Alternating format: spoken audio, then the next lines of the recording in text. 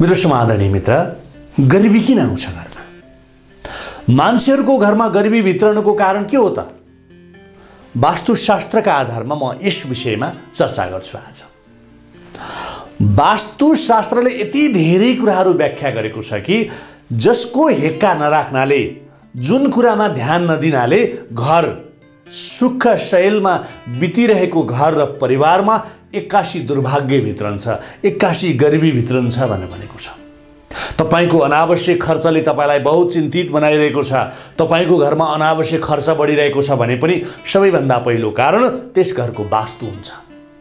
वास्तुशास्त्रमा बताएका केही त्यस्ता महत्त्वपूर्ण कुराहरू बताउँछु जुन कुराहरूले हेक्का राख्नाले तपाईको घर मन्दिर जस्तो हुन्छ, सुख शैल आरामदायी हुन्छ र जुन कुराको हेक्का नराख्नाले तपाईको घरमा गरिबी भित्रिन्छ। कुन कुन कुराहरू हुन् त ती? म चर्चा गर्छु, भिडियो अन्तसम्म हेर्नुहोला है मेरो प्यारे हजुर। के त भन्दा तपाईको घरमा यदि परेवाले गुण लगाएको छ तत्कालै हटाउनुहोस्। तपाईको घरमा अनावश्यक खर्च बढिरहेको छ, घरमा एउटा सदस्यको उपचार गर्यो, एउटा सदस्यका लागि खर्च गर्यो, अब उसका लागि भयो, उसको रोग निको भयो, उसको खर्च कम भयो भन्ने बित्तिकै अर्को मान्छेलाई सुरु हुने स्थिति भयो। कुनै पनि समस्या अनावश्यक रूपमा बढिरहेको छ भने तपाईले ख्याल राख्नुपर्ने पहिलो कुरा, तपाईको घरमा कुनै परेवाले गुण लगाएको छ भने यसलाई तुरुन्त हटाउनुहोस्। परेवाको गुणले घरमा गरिबी भित्रन्छ। धेरै मान्छेहरूले घरमा परेवा भित्राउँदा, परेवा पाल्दाखेरि सुख हुन्छ भन्ने सोच्छन्। फोहोर, परेवाको दिशा भनेको असाध्यै वास्तुशास्त्रका हिसाबले असाध्यै नकारात्मक ऊर्जाको भण्डारण मानिन्छ। परेवा घरमा राख्दा नकारात्मक ऊर्जा बढ्न थाल्छ। तसर्थ परेवाको गुण तुरुन्तै हटाइहाल्नुहोस्। परेवाको दिशा आदि फोहोर घरमा रह्यो भने त्यो असाध्यै अशुभ हुन्छ, खतरनाक हुन्छ। दुर्भाग्य निम्त्याउने परेवाको गुण आजै अहिले नै हटाइहाल्नुहोस्। तपाईको घरमा गरिबी भित्राउने कारण कतै तपाईकै घरको परेवाको गुण त होइन, एक्का रहोस्। नम्बर 1। अब नम्बर 2, तपाईको घरमा गरिबी भित्रिने अर्को कारण, तपाईको घर परिवारमा सङ्कट भित्रिने अर्को कारण के त भन्दा माकुराको जालो। घरमा माकुराको जालो लाग्यो भने पनि अत्यन्तै अशुभ हुन्छ। ऋण बढाउँछ माकुराको जालोले। यसलाई पनि तत्कालै हटाइहाल्नुहोस् मेरो समादरणीय मित्र। माकुराको जालो लाग्न नदिनुहोस्। बढार्ने, सफा गर्ने भन्ने बित्तिकै भुइँमा मात्रै यसो खाली ठाउँ भएको ठाउँमा कुचो चलाएर मात्रै घर सफा हुँदैन। घरको एरिया सबै सफा गर्नुहोस्। कतै माकुराले जालो लगाएको छ कि, कतै फोहोर जमिरहेको छ कि, तपाईले सधैँभरि एक्का राख्नुपर्ने अर्को महत्त्वपूर्ण कुरा हो। माकुराको जालोले पनि घरको वास्तुलाई असाध्यै हानि पुर्याउँछ। त्यसकारण भन्दैछु म यो कुरा। अर्को नम्बर 3, तपाईको घरमा, तपाईको परिवारमा अशान्ति, दुःख र गरिबी भित्राउने अर्को कारण भनेको फुटेको ऐना पनि हो। फुटेको ऐना पनि वास्तुका हिसाबले असाध्यै नकारात्मक भनिएको छ। तसर्थ नकारात्मक ऊर्जा र दुर्भाग्य भित्राउने फुटेको ऐना तपाईको घरमा छ भने तुरुन्तै अहिले हटाउनुहोस्। चर्केको ऐना, फुटेको ऐना कहिल्यै पनि नराख्नुहोस्। यसले तपाईको भाग्य चर्किन्छ। तपाईको यो फुटेको ऐनाले तपाईको भाग्यमा दरार ल्याउँछ। त्यसैले यो कुरालाई पनि हेक्का राख्नुहोस्। चर्केको, फुटेको ऐनाले मात्रै नभएर भित्ता पर्खाल चर्का परेका छन्, चिरा परेका छन् तपाईको घरको अथवा तपाईको गेटको, तपाईको बाहिरी बारको पर्खालहरू पनि प्लास्टर फुटेर, रङहरू फुटेर चिरा परेका छन् भने पनि यो असाध्यै अशुभ हुन्छ। चर्किएका बार पर्खालहरू पनि वास्तुका हिसाबले असाध्यै नकारात्मक हुन्छन्। त्यसलाई पनि तुरुन्त टालिहाल्नुहोस्। यसले पनि तपाईलाई ऋण बढाउँछ, गरिबी बढाउँछ, चोरी बढाउँछ, हानि बढाउँछ, नोक्सानी बढाउँछ मेरो प्यारे हजुर। वास्तुशास्त्रका हिसाबले यो पनि असाध्यै अशुभ भनेर वास्तुशास्त्रमा व्याख्या गरेको छ। यो कुरा तपाईले हेक्का राख्नुहोस् है मेरो प्यारे हजुर। अर्को नम्बर, अर्को महत्त्वपूर्ण कुरा भनेको तपाईको घरमा, तपाईको बाथरुममा, तपाईको लुगा धुने ठाउँमा कहाँ छ तपाईको सबभन्दा पहिला धारा कहाँ छ? चुहिने धारा पनि असाध्यै अशुभ मानिन्छ। घरमा चुहिने धारा हुनु पनि यो एकदमै दुर्भाग्यको कारक मानिन्छ। राख्दै नराख्नुहोस्। बाथरुममा, भान्सामा अथवा तपाईको कम्पाउन्डभित्र तप चुहिने धारा छ, बिग्रेको धारा छ भने पनि त्यसलाई तुरुन्तै मर्मत गरिहाल्नुहोस् है।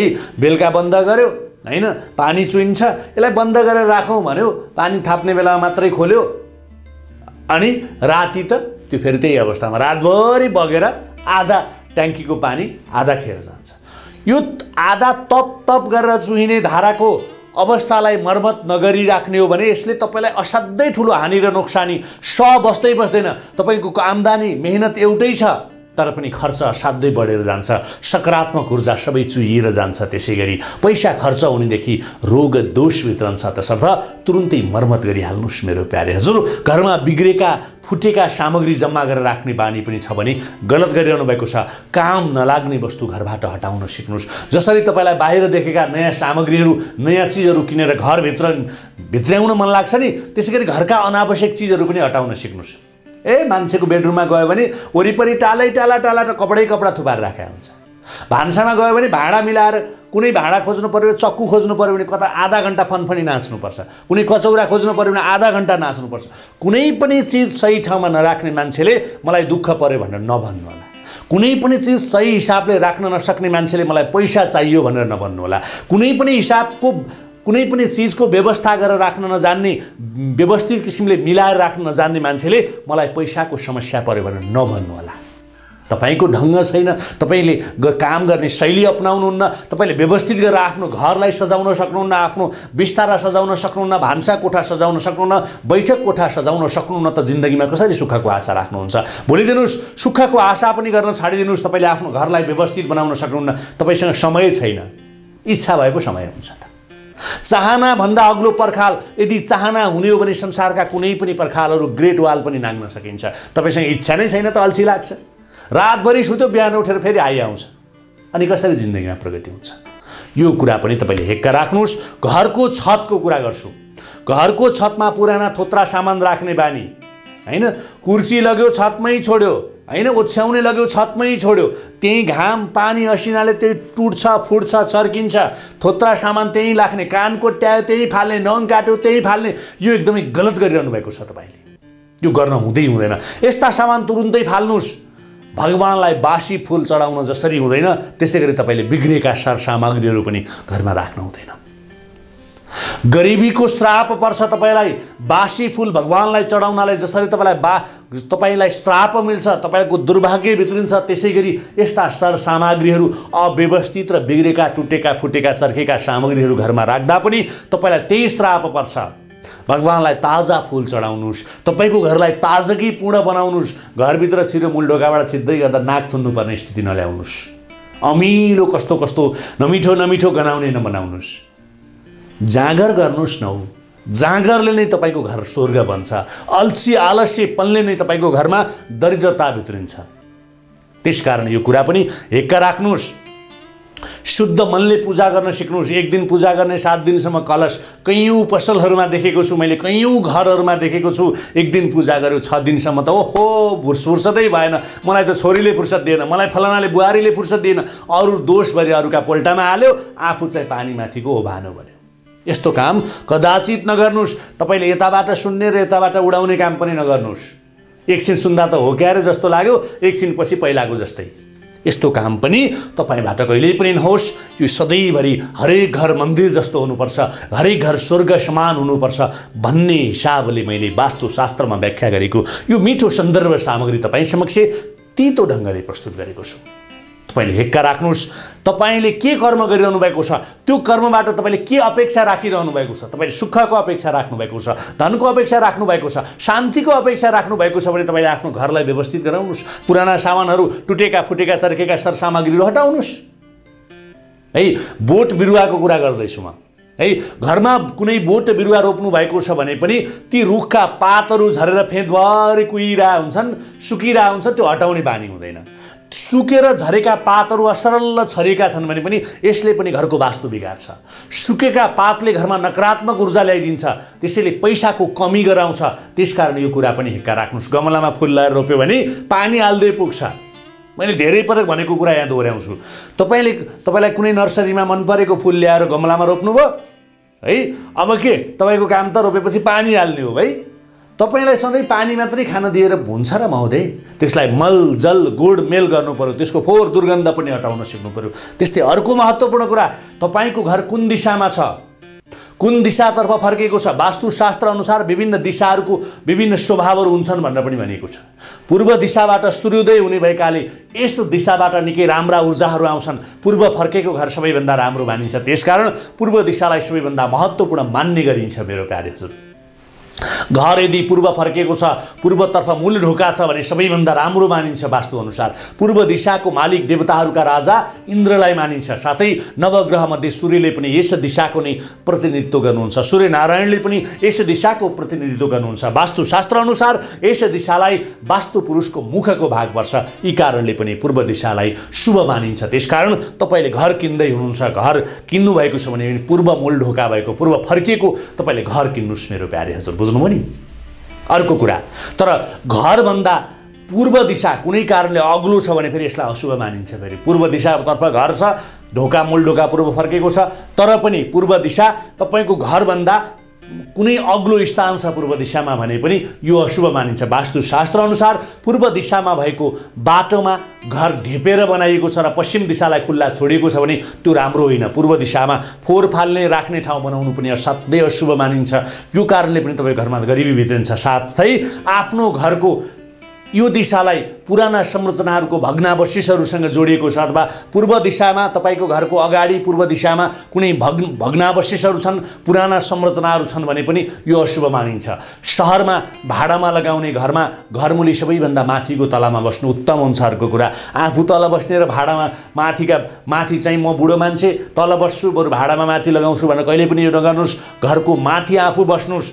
घरको कम्पाउन्ड पनि पश्चिमभन्दा पूर्व होचो हुनु शुभ मानिन्छ। पूर्व दिशा अग्लो र पश्चिम होचो कहिले पनि नगराउनुहोस्। पूर्व दिशालाई होचो र पश्चिमलाई अग्लो बनाउनुहोस्, यो पनि शुभ मानिन्छ मेरो प्यारे हजुर। यो कुरा पनि तपाईले जानिराख्नुपर्ने कुरा।